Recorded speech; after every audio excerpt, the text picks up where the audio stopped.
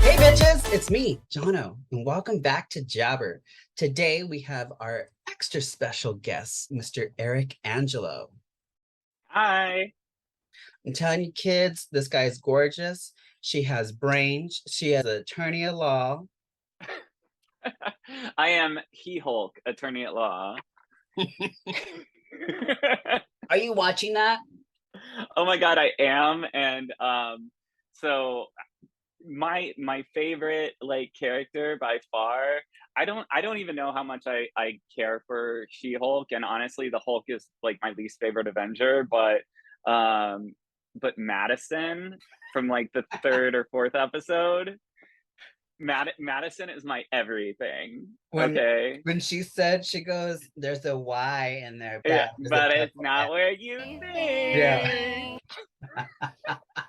I went to go Google like the like how to spell her name and whatnot, and I was like, oh my god, it's a fucking stripper name. It's like Madisyn. Yes, Madison. I had a daughter. Yes. I know, right? I'm going to be raising my daughter to be a Madison. When she like comes into the courtroom with a drink and she's like, oh, and she's like, you can't have it. The judge is like, you can't have a drink in here. And she like gives it to the bailiff. She's like, oh, you can finish this. I am not sick, I promise. I love her. So it's been a couple weeks since our last episode, and you're in the same spot where I know. Can you believe? yeah, I just couldn't leave Hawaii. yeah. Like, how is it there? It's gorgeous. It's warm. I think I'm gonna go like dive with some fishies and like a coral reef tomorrow before they're all permanently ruined by climate change. Uh, It's great. Something to talk about. Yeah, I Yeah. highly recommend. I mean, Hawaii, you've got to escape from, cold DC during November. So Hawaii is a great option. Yes. Yeah. So today I want to get into gay marriage in America and how and why it's important to vote this year. Yeah, absolutely. Well, I'm a fan of gay marriage. My husband is a fan of gay marriage. Yeah, Um, you guys got married, was it this year or last? No, we last year. we actually just had our first anniversary on October 30th. It was not a Halloween wedding. I was like very clear to the guests that if anyone showed up in costume, they would like not be allowed in. But yeah, so no, yeah, we've been married for a year, and and now we have the delightful like position of being in where it's like, oh wow, I wonder if we got married just under the wire, will Republicans be overturning the right to gay marriage? Oh my God. Maybe so. So let's talk about that. How is married life? Married life is great, honestly. I highly recommend it. I recommend married life with like a person who's right for you, somebody that you don't have to kind of, the disagreements don't become fights, that type of thing. And uh for me, there's people always say relationships are hard, and that can be true. It's always hard to make sure that two people's needs are being met, but I never really found I've never found married life or life with Colin period to be difficult, because when you find the right person, um you want to take care of each other, and you want to make sure each other are getting having their needs fulfilled and getting everything that they want. So I think I finally have that. Aw. And if you That's guys want to sweet. see Eric's hunky husband, visit his Hmm. Instagram and go check him out. Oh yeah, please, at Eric Commando, EricCommando. Colin doesn't have an Instagram of his own, so instead I post thirst traps of him on my Instagram. There you go. Doing it for the likes. Uh-huh, exactly. Yeah. Doing it for the gays. Everything for the gays. With how things are being slowly taken away from everyone in our community and, like Our rights. our Yeah. rights, like Mhm. what do you think of everything? I mean, they've come for abortion. I see them coming for gay marriage. What's next? Our iced coffee? I hope not. Don't touch No, my lube. don't touch my silicone-based lube. No, so I feel like I actually have to fess up to something because when I was on Jabber with you, was it must have been earlier this year, or maybe it was last year. I don't remember right now. I think But I spoke with you about the conservative Supreme Court and things like gay marriage and abortion. And at the time, I said that I didn't uh, have a major concern about the Supreme Court overturning gay marriage. And the reason that I said that is because the Supreme Court doesn't have any enforcement power of its own. Okay, the Supreme Court relies entirely upon primarily the executive, but also the legislative branches to execute whatever positions that they lay out, and the decisions that they issue. And so, because of that, the Supreme Court has always been really uh, avoidant of issuing decisions that were so controversial that the other branches wouldn't want to enforce them.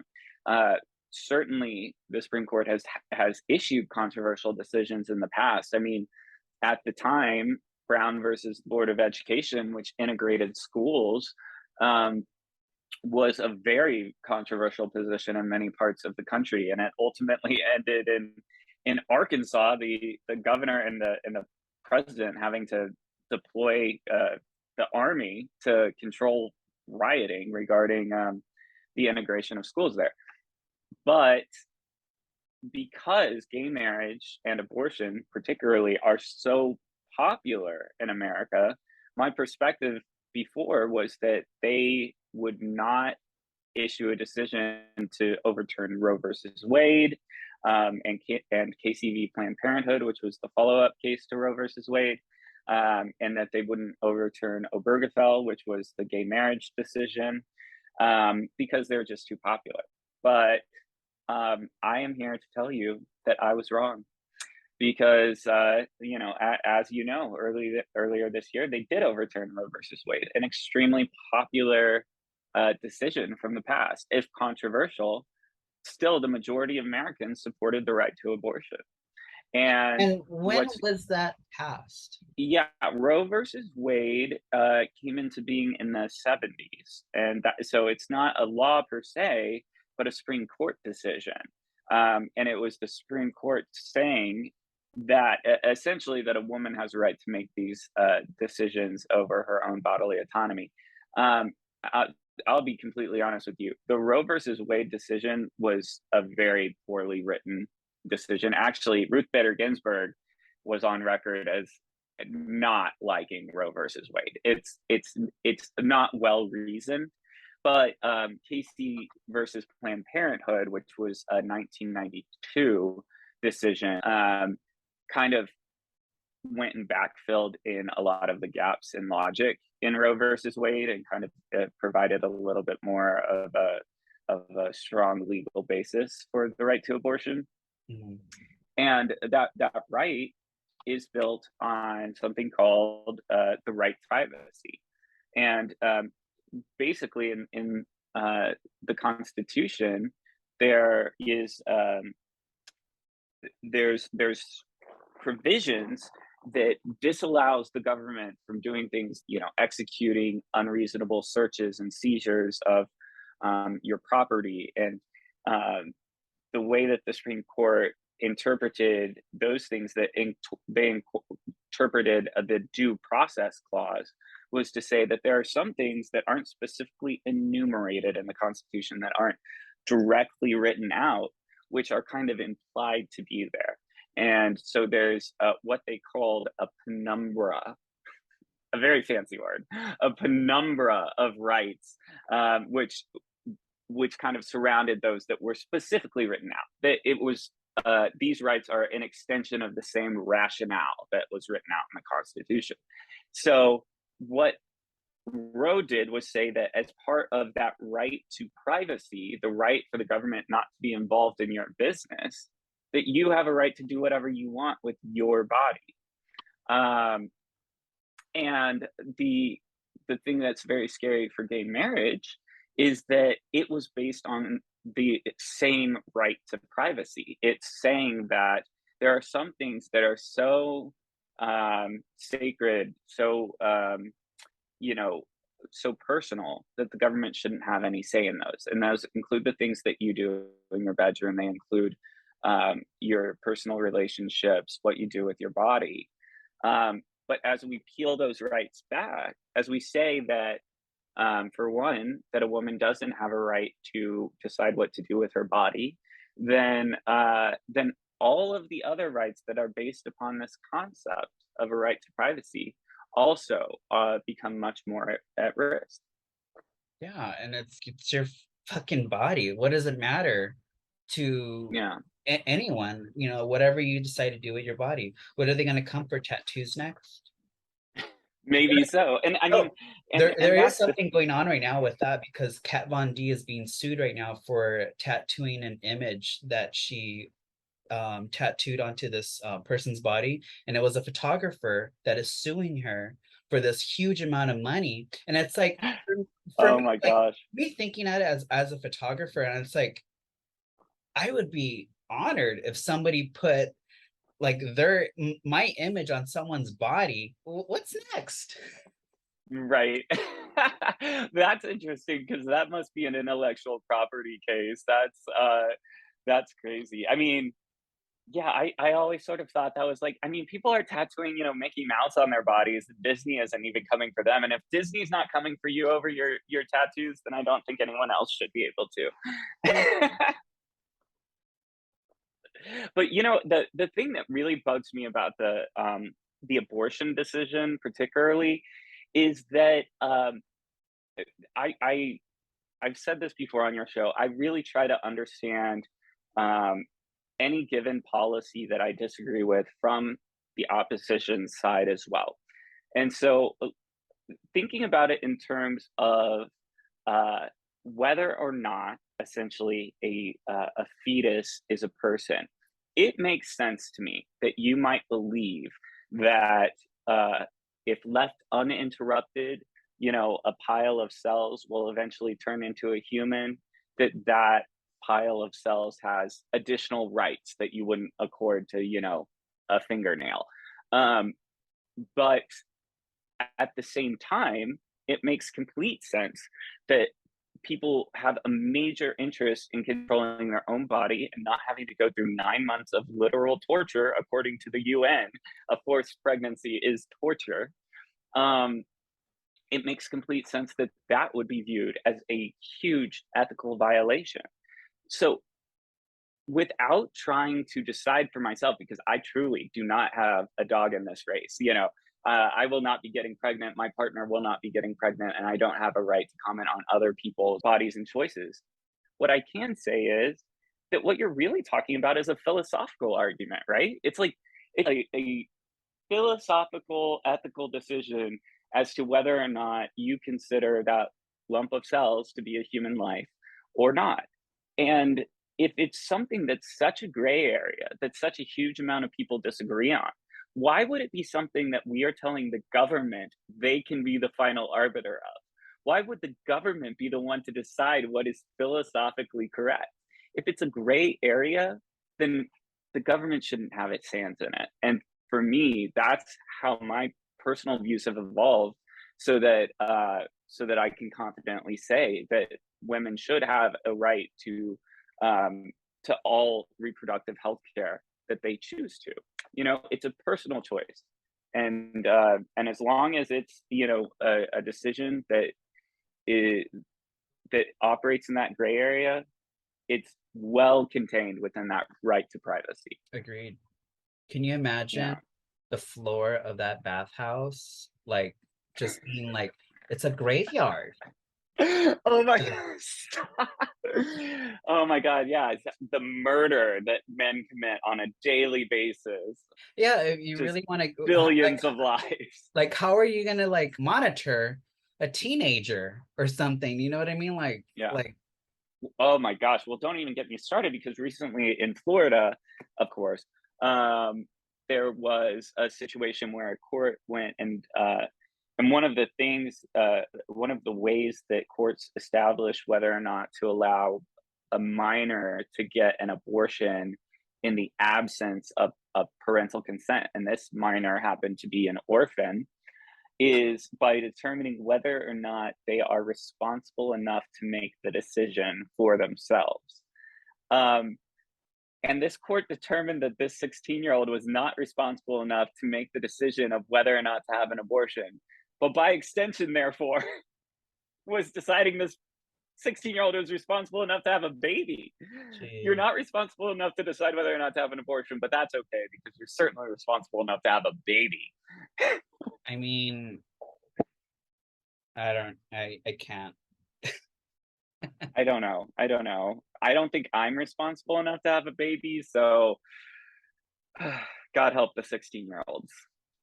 I mean, I think you're more responsible than me, but I don't know. Well, I didn't say you were responsible enough to have a baby either, sir. So, I have a but what cat. I do know is what this world doesn't need is another Florida voter. So, you know. Sorry, is that terrible? That's terrible. And in the news, because Uh-huh. sometimes I do read, like Oh, yeah. we covered. Yeah, you're joining my book club, right? Yeah, exactly. Yeah. That's gonna be the next Mhm. podcast. Mhm. Long as Perfect. long Yes. as it has a lot of pictures, I'm good. Yes, good. But Mrs. Ted Cruz recently came out saying that she's going to be standing for a bill that Uh-huh. that will codify gay marriage protections in a new federal law, Yes. making it very clear that he's going to be standing for it and making sure that that goes as far as it can Uh-huh. possibly go. Yes. Okay, so I feel like that headline should have an asterisk next to it, though, because one, let me unequivocally applaud Ted Cruz and the other various Republicans stating that they want to codify the right to gay marriage. Um, I think it's very commendable, and I will full throatedly, applaud any Republican who comes out in favor of it because it's just the right thing to do. However, um, it's also worth saying that part of the exchange that they want in as part of that bill is they want a codification of religious freedom.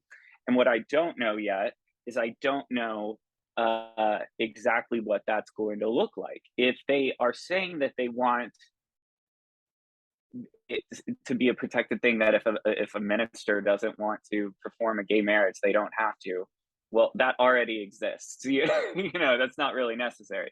If they're saying that they want to protect, like the baker in Colorado who wouldn't create a cake for a gay marriage, that is more problematic. The reason that I think it's problematic is because I don't view being gay as any different from, um, you know, than any other unchangeable attribute like race. And if a baker was like, well, I don't want to make cakes for Black people, then I think everyone would be up at arms and like, wow, that's clearly unacceptable. It's not a religious freedom issue, it's just prejudice.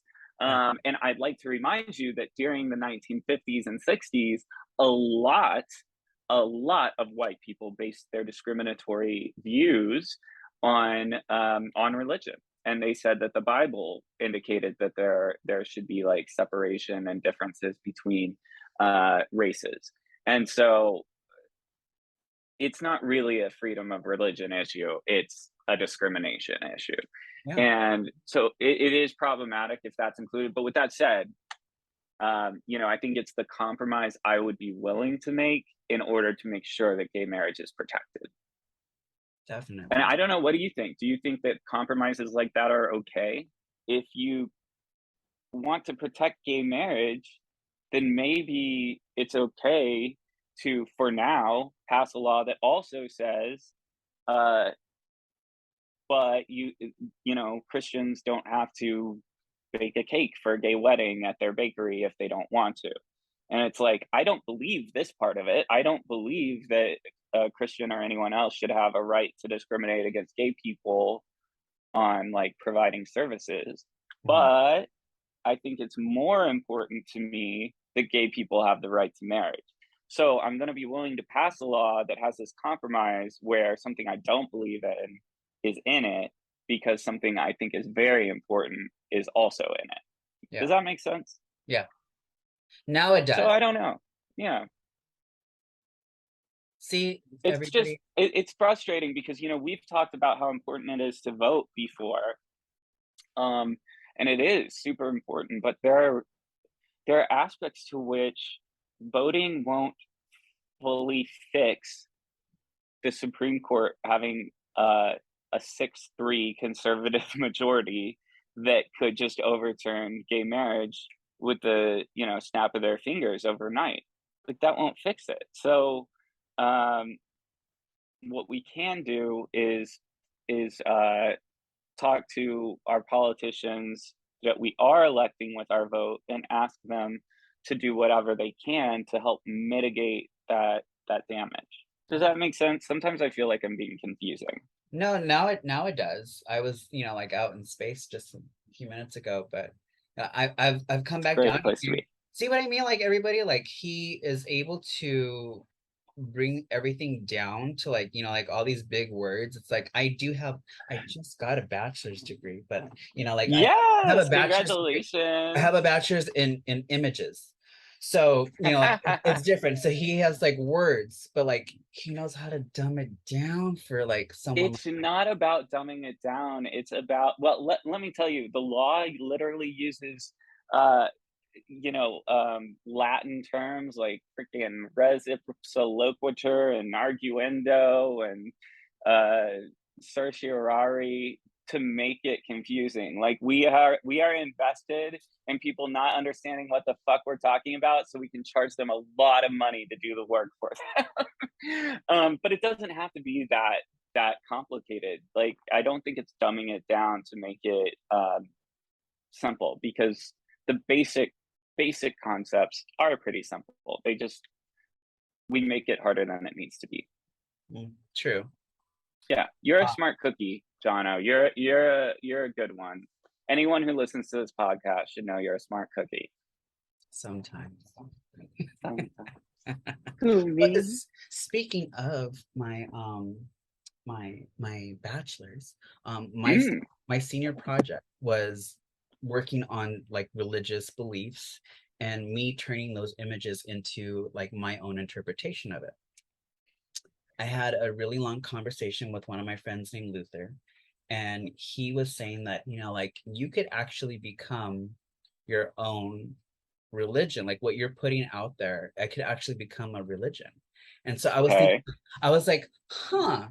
So like if I come up with this religion, I get like a bunch of people to come in with it, and my whole thing about is just being gay and happy and respecting one another, could that be an actual thing? I mean, If sure, like legally.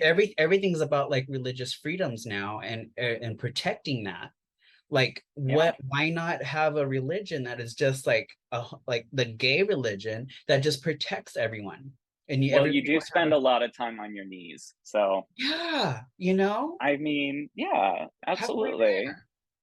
I think, yeah, no, you can. Anything can, I mean, really, anything could be considered a religion, basically, and go for it. And then you can discriminate against straight people, and that would be exciting. that yeah, I'm here for it, let's do it, that's gonna be the Yeah, next I'm project. sorry, I can't make a cake for your wedding. I don't approve of straight marriage. Yeah, I don't approve of breeders. Out of here, breeder.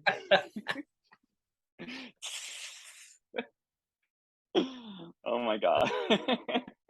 Finish this episode up by how can people get involved, like locally? Because Yeah. you're explaining to me that, it starts at the local level, right? Yeah, so that's the thing is like we spend so much time talking about these big things like the Supreme Court, which the only impact that you have on that directly is who you elect president, and that matters a lot. But it's such a big national conversation. Or we talk about our senators and the legislation they're going to pass. But it seems like the conversations we have tend to stop at like who our Congress people are, and we don't get any lower than that. But I've told you before about how I'm a local elected official in DC, and I work at literally the lowest level of elected official in DC. But that doesn't mean that I don't get to have a big impact on the day to day lives of people in my community.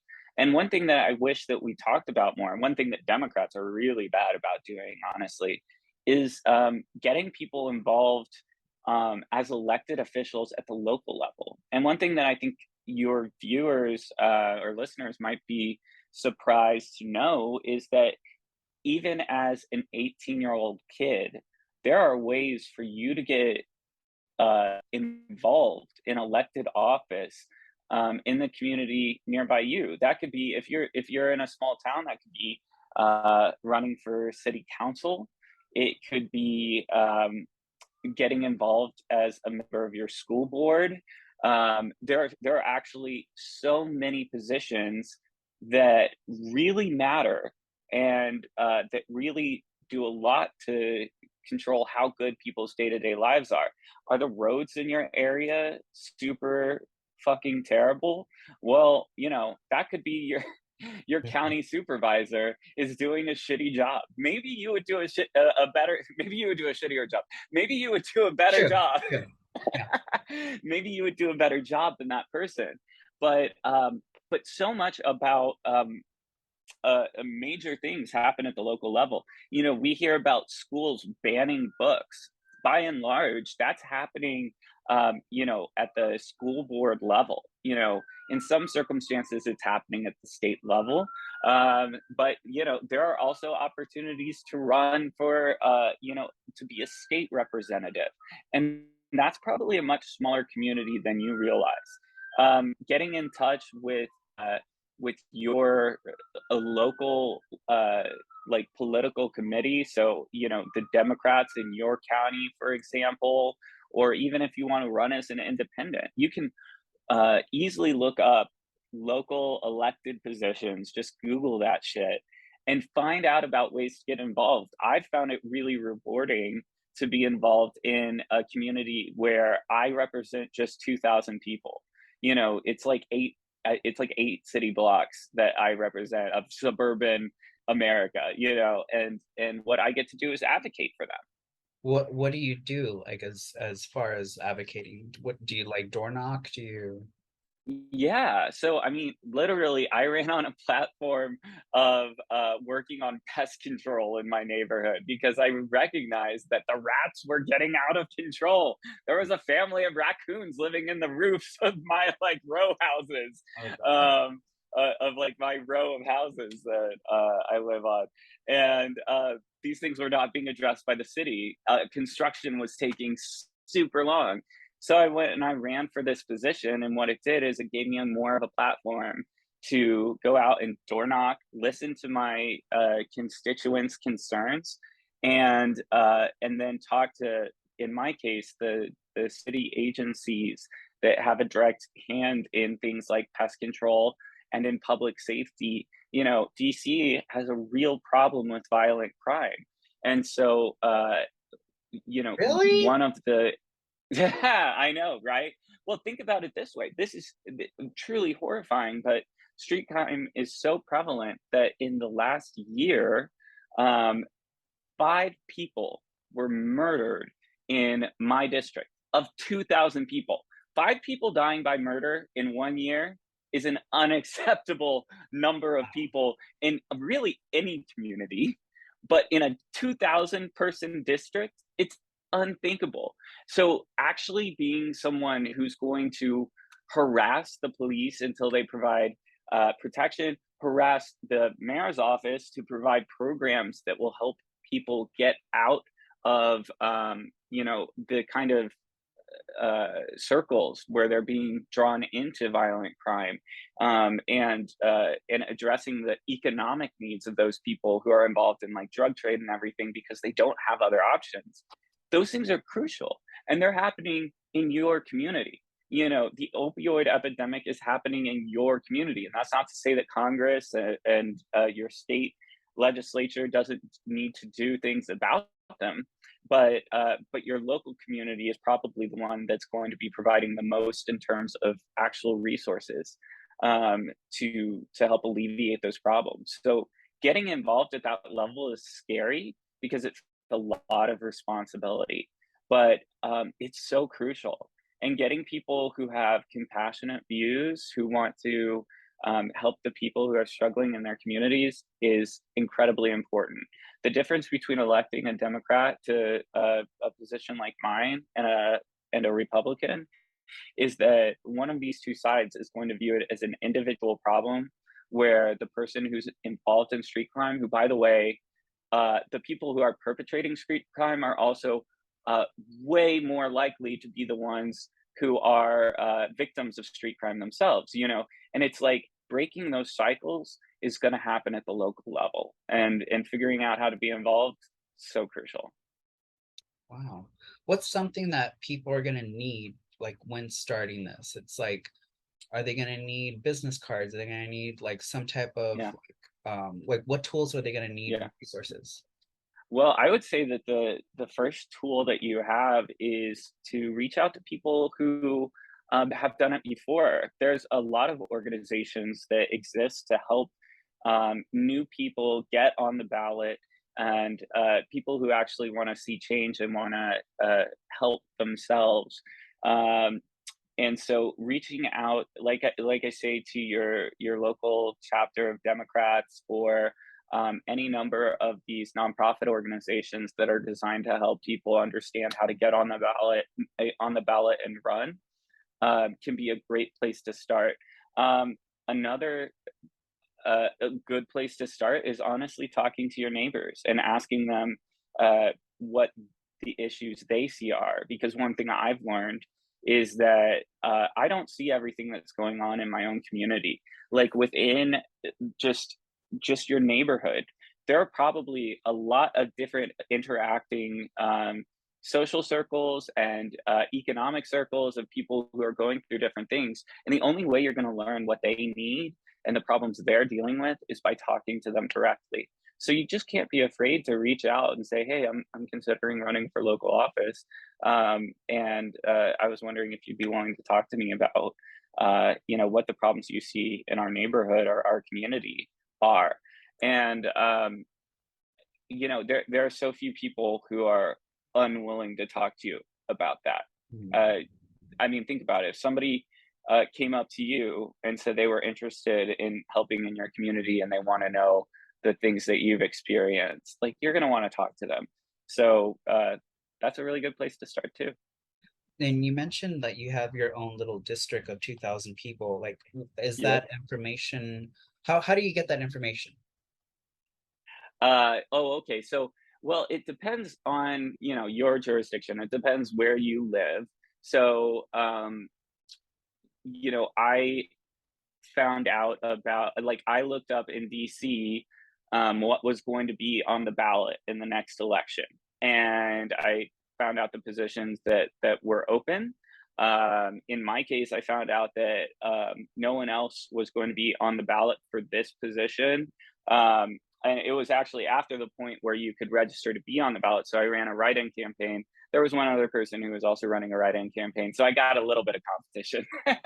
but those are the things that can help you kind of identify where you can get involved. But there's also there's also like elected positions that aren't necessarily in government. Like you can be involved in your local Democrats chapter if that's something you're interested in. And they typically have um, committee members and whatnot that will help kind of dictate what local policies and positions are going to be and support local candidates. And so maybe that's your way to get involved. Or if you're interested in education, look at how your local school board operates. Go to some board meetings that are open to the public and hear about the issues that they're talking about. And if you feel that that's something you're passionate about, then and also if you identify that one of those board members you just strongly disagree with, man, give them a run for their money. Don't be afraid to run against someone and put your opinion out there. Awesome. Thank you so much for sharing all that information. It was a lot. It was a little heavy, but I know. Well, Jono, let's get you on like the WeHo City Council. Okay, I think you can do a lot of good there. I'll be there. It'll be my stepping ground to, before I actually run for president, I know. I'm so excited. Kick Joe Biden to the curb, all right? Take his second term. You know what's funny? I'm gonna out myself right now, but I hit all the, except for the being married part, all the requirements for a president. I turned 35 this year. So oh my God, I did not realize. I thought you were like 30. Yeah. I tell people. You're like, actually, it's like 5 years till I can run for president. It's crazy. Maybe just senator. Yeah. No, but like, to get shit done. Yeah, I know. Absolutely. Well, and that's the thing is like, the national level politics is so like scummy, honestly, if we're being completely real, between both parties. Like, the way that those races are run, it's just absolutely brutal. And there's so much good stuff that we can do on a much more local level. So we love it. Make some change. And I hope, I hope this episode inspires. We went from marriage to politics again, but it's like, this is our community, and these are things that we need to get done, and things that are need to be put into the spotlight. We need to understand all these things because it affects not only everybody who lives in the city or state or in the like United States. It affects everything. Like Eric said, at the local level, that could like be your starting point to make change. And it has to start from somewhere. Exactly. And once you've actually held elected office, I can tell you personally, there's like ups and downs to it. So you can decide if it's something that you actually like to do before, oh my God, you like get elected to Congress and then you're like, wait, this sucks. Oh my God. Thank you so much for coming on again and hanging out with me, catching up, talking shit. That's what, that's what we do. It's what we love to do. Oh my God. Yes. Next time, just have me on to like gossip about, I don't know, the Kardashians, and it'll be a totally different vibe. We'll do it like when we just have a glass of wine and just like talk shit. I know. Yes, exactly. Alrighty. Thank you so much. I appreciate you. Thanks for having me, Jono.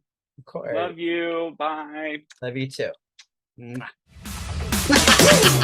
This is Jabbr Podcast, executive produced by Jono Madison. If you have a question, comment, topic, or story you want to share, we want to hear it. Email jabbrpod@gmail.com or send us a DM on Instagram or Twitter @JabbrPod. This podcast is intended for entertainment purposes only. Stories and mentions are not meant to hurt anyone or their subtitle parties. Intro and outro, LA Step by We.